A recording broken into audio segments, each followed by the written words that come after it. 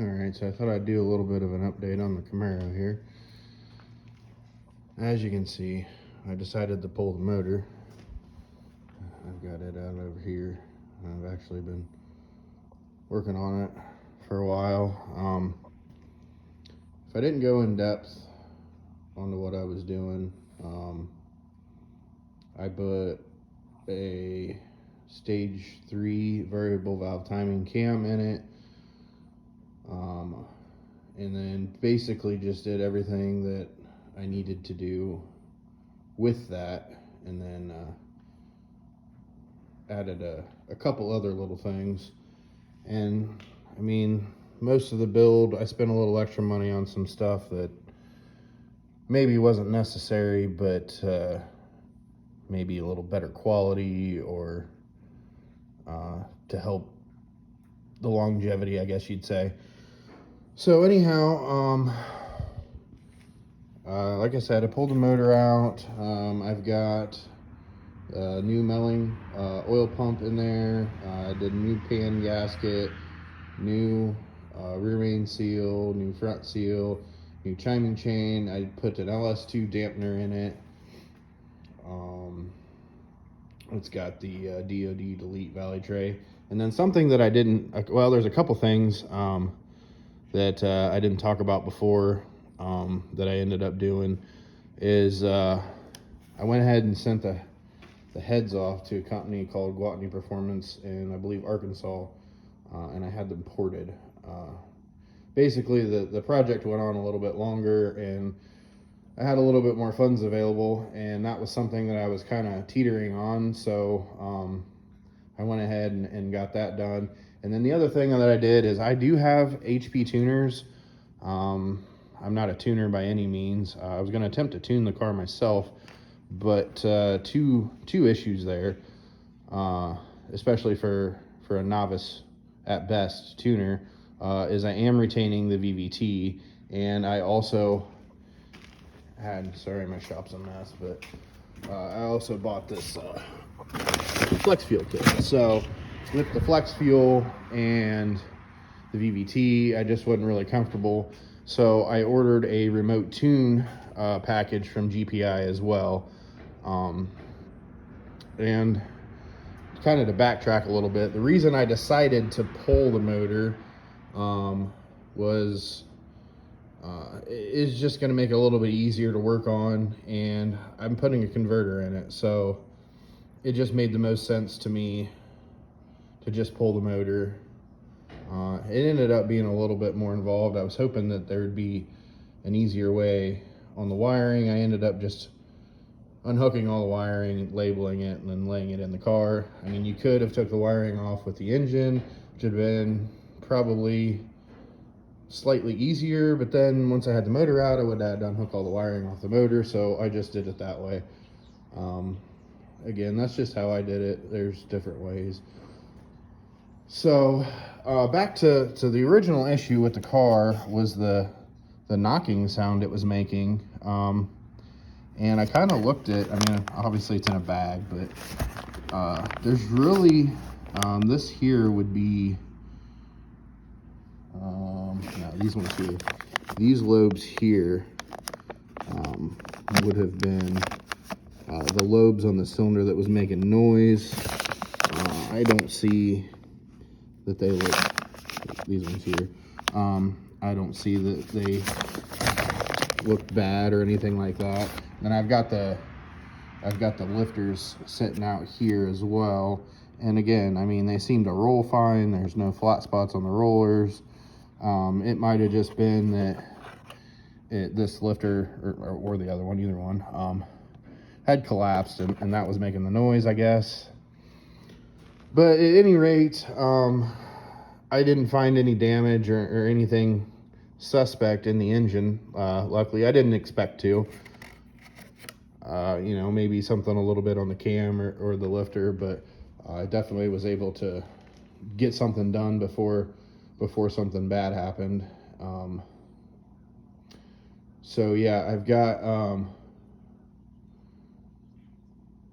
all the parts pretty much, again, just for higher quality stuff. You know, I put the, I got it here, the Johnson 2110R lifters in it.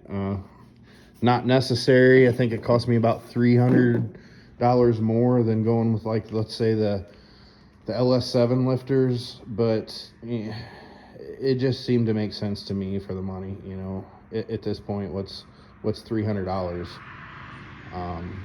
to make sure that you're not going to ever have an issue again. I had GPI put the heads together. I don't know, it didn't cost much for them to do that, because I got the new 660 valve springs with titanium retainers. I kept the stock valves. I didn't see an issue there, but most of the parts I used are all factory stuff, with the exception of the oil pump, which was this is the oil pump I used, the 10355, which is basically Melling's stock replacement for the L99. And for my understanding, the factory one was made by Melling, and I ordered it from GPI. This is a factory, I don't remember which motor, but this is a GM cover. It's got GM, the GM head gaskets, factory rear main seal, oil pan gasket, all that stuff. So yeah, I'm getting pretty well down to it. The heads are sitting on there. They're not torqued down yet. I'm actually waiting on a trunnion tool so I can do my trunnion upgrade, and then I can get the rockers on, get the valve covers on. So the only other thing I need to do basically to get ready that I can do right now is I got a new seal for the front of the trans, and I got the Circle V stall converter, and then I also need to order a new trans cooler. I'm going to get that from GPI. They have a Delray flat plate cooler that I'm going to run on it.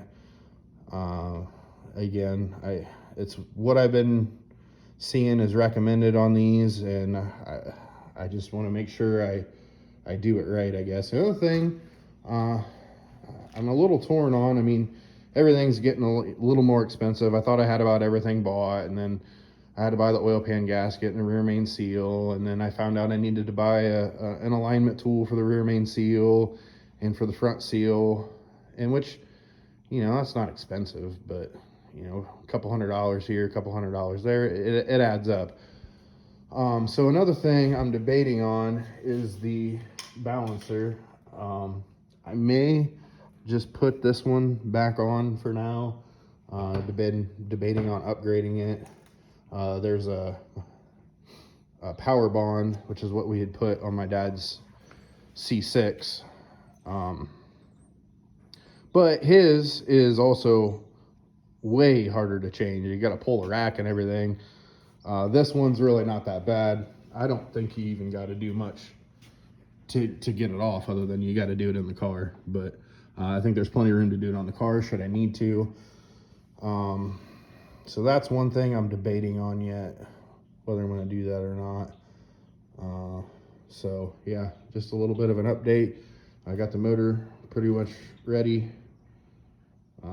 Besides putting the rockers and valve covers on, and put the new converter in, then get the motor dropped in.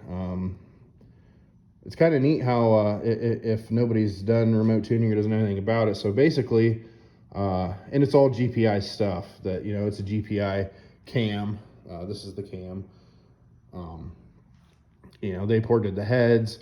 I also have, which I may not have put that in the video because I bought it separately, but I have a GPI ported and rod mod intake with, you know, and I don't remember. I know they're Ford injectors, but they're bigger injectors. So, I mean, it's all going to be stuff that they're familiar with, so that's who's doing the tuning. So anyhow, so what you do is, I'll have to put this back to stock because I do have an SCT tuner on it. It came with the car when I got it, so I'll put that back to stock. You download the factory tune, and then you send that in to GPI. They go through, and you know, like I said, it's all their stuff, so they're probably going to be able to get it pretty close, pretty quick. So you download their tune, you take the car out, they'll tell you, they'll tell you how they want you to drive it, what they want you to do with it, data log it, and send that to them, and then they'll make some changes to the tune, and kind of go through the same routine until they get it right. Was my understanding. He said that it might take 3 times of data logging and sending info back and forth. It might take 10. He said, but whatever it takes is and it wasn't super expensive. I want to say it was $600, somewhere around there. I mean, there was a few places locally that would do tuning, but I couldn't find anybody that I was confident with on the VVT side of it. When I talked to him, everybody was just like, "Oh, why did you keep VVT?" And I don't know. It was just something. The car came with it. It's a good feature. I just decided to keep it. I wished at times that I hadn't, but I already ordered it, so it is what it is. But I'm pretty comfortable with going with them, and I think I'll be able to get the tune dialed in pretty good on it, and I won't have to worry about it. So I just felt a little bit safer. I would have rather done a dyno tune on it, but I'm in Ohio, they're in Arkansas.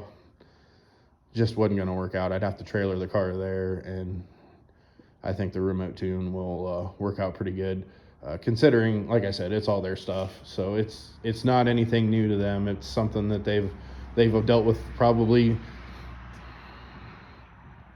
100 similar combinations to what I've got going on here. So they can get it dialed in pretty good. But yeah, I just wanted to do a little update. Today is, I think, February 25th. I'm hoping I can have the motor back in the car into next month and get my tune sent off. The thing's been down I haven't driven it for over a year, so I'm thinking I'll get the initial tune put in it and then try to get as much of the old gas out of it as I can. I don't know if that's going to affect it or not. I suppose I could ask GPI, but I think I'd feel better with some fresh fuel in it. So that's probably what I'll do, just to make sure I get a good tune.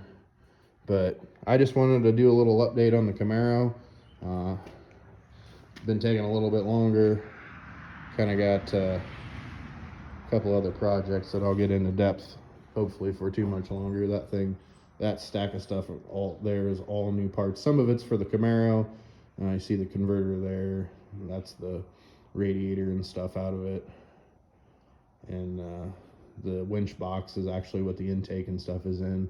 And most of those parts are for that car out there, which I haven't talked about yet, but I will get to that. So yeah, there's an update on the Camaro. Anybody has any thoughts on not sticking with or sticking with that balancer, let me know. I'm still kind of on the fence. So, well, it's one of the last things I could have got to put on, so I got a few more weeks to figure out if I need to order one or not. So, but yeah, that's it. That's all I got for now. Thanks. Have a good day.